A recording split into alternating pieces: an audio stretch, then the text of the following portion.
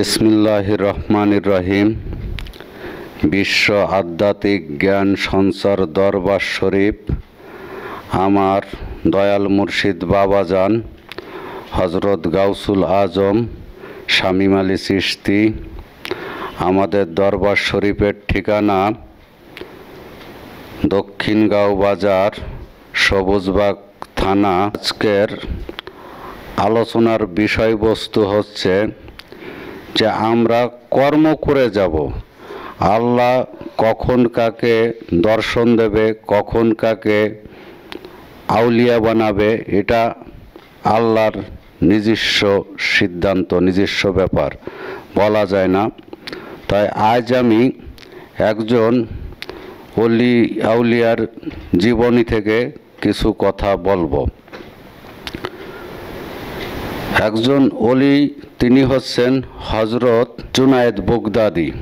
একজন অলির জীবনী থেকে আলোচনা করতে চাচ্ছি, তিনি হচ্ছেন হজরত জুনায়েদ বগদাদি রহমতুল্লাহ আলাইহি।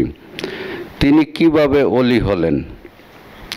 জুনায়েদ বগদাদি ছিলেন বলকের বাদশার পালোয়ান, কুস্তি খেলোয়াড়।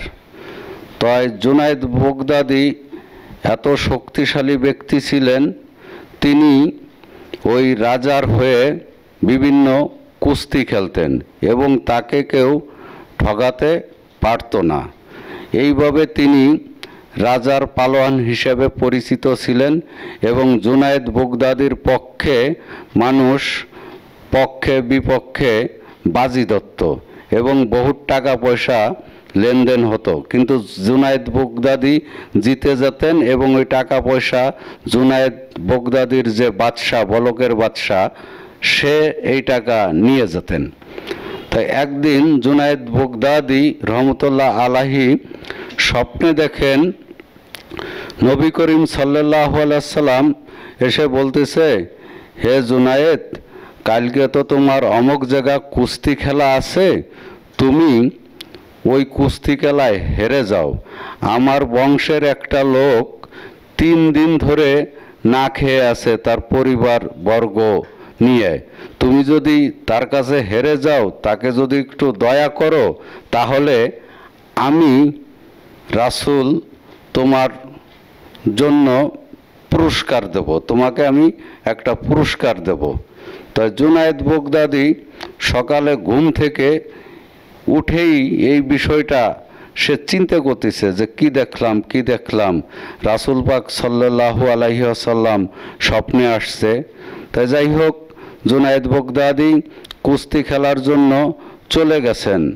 হাজার হাজার মানুষ সমবেত হয়েছেন। বলকের বাদশাহ ঘোষণা দিয়েছেন, জুনায়েদ বগদাদিকে যে হারাতে পারবে তাকে 10,000 স্বর্ণ মুদ্রা দেয়া হবে। এখন জুনায়েদ বগদাদির সাথে যেই লাগতে গেছে, কেউ কোনোদিন তার সাথে কুস্তিতে জিততে পারে নাই।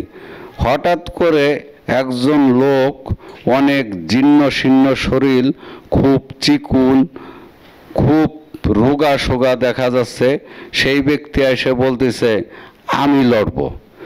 তখন হাজার হাজার মানুষ সেই লোকরে মঞ্চে উঠতে দেখে সবাই হাসতেছে যে ভালো ভালো শক্তিশালী লোক তার সাথে পারে না, এ তো মরার জন্য আইছে, ওরে তো এক আছাড় দিয়ে জুনায়েদ বগদাদি মেরে ফেলাবে। সে তার সাথে জুনায়েদের সাথে কি পারবে? সে কেন আসছে? মরার জন্য। তখন কুস্তি খেলার আগে রেফারি থাকে, দুইজনের কথা বিনিময় হয়, দুইজনের বুকে বুক মিলানো হয়, তারপরে খেলা শুরু হয়। তখন ওই ব্যক্তি রাসূল পাকের বংশধর, উনি আস্তে কানের কাছে যে বলছে, জুনায়েদ, আজ আমি 3 দিন ধরে অনাহারি, আমি রাসূল পাকের বংশধর, তুমি আজকে আমার জন্য হেরে যাও, রাসূলের মোহাব্বতে, রাসূলের বংশের প্রেমে তুমি যদি হেরে যাও তাহলে তোমার তো কোনো ক্ষতি হবে না। আমি 10,000 স্বর্ণ মুদ্রা পাবো, এ দিয়ে আমি আমার পরিবার পরিজনরা নিয়ে আজীবন ভালো থাকতে পারবো, ভালো খাইতে পারবো। তুমি আজকে না হয় এই রাসূলের বংশের মোহাব্বতে না তুমি হেরে যাও। তখন জুনায়েদ বগদাদির মাথায় ওই স্বপ্নের কথা মনে উঠছে। রাসূল পাক তো স্বপ্নে এসে বলছিল যে আমার এক বংশধর তোমার কাছে যাবে, তুমি কালকের যুদ্ধের ময়দানে হেরে যাবা। তাই জুনায়েদ বগদাদির মনে ওই স্বপ্নের কথা মনে পড়ছে এবং রাসূলের মোহাব্বতে সে সিদ্ধান্ত নেছে যে না, আমি আজকে হেরে যাব। রাসূলের বংশধর সে না খেয়ে রইছে তার পরিবার পরিজন নিয়ে, আজ আমি হেরে যাব। তখন যখন কুস্তি শুরু হলো, তখন জুনায়েদ বগদাদির সাথে যখন কুস্তি শুরু হলো, কুস্তি ধরতে ধরতে দেখা যাচ্ছে কি জুনায়েদ বগদাদি পারে না। জুনায়েদ বগদাদি মার খাচ্ছে, বারবার সে তলে পড়তেছে এবং একসময় রেফারি 3বার 4বার বাঁশি বাজায় এবং জুনায়েদ বগদাদি আর ওঠে না, জুনায়েদ বগদাদি হেরে যায়। তখন রাজা রাগ হয়ে চলে যায়, লোকজন হাসাহাসি করে যে বাদশাহ তোমার পালোয়ান একজন পিপিলিকার, একটা মশার সমান যার ওজন নাই তার কাছে হেরে গেছে, একটা পিপিলিকার কাছে হেরে গেছে। রাজা অভিমানে, ঘৃণায়, লজ্জায় তিনি ওই আসর থেকে চলে যান এবং জুনায়েদ বগদাদিকে তার চাকরি থেকে বরখাস্ত করেন এবং ওই 10,000 স্বর্ণ মুদ্রা ওই রাসূল পাকের বংশধর পায়। এই সুবাদে জুনায়েদ বগদাদি এখানে সেখানে হাঁটতে থাকেন, করেন।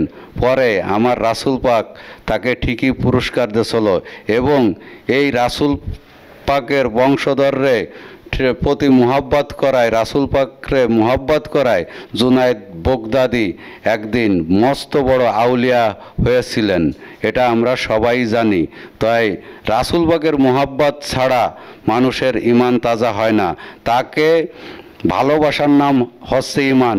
যারা রাসূল পাককে বাদ দিয়ে ডাইরেক্ট আল্লাহকে পাইতে চায়, ডাইরেক্ট আল্লাহর নামাজ রোজা করতে চায়, অথচ রাসূল পাকরে মুহাব্বত করে না, রাসূল পাকের আহলে বায়াতকে মুহাব্বত করে না, তারা কখনো ঈমানদার হতে পারে না, তারা কখনো আল্লাহকে পাবে না।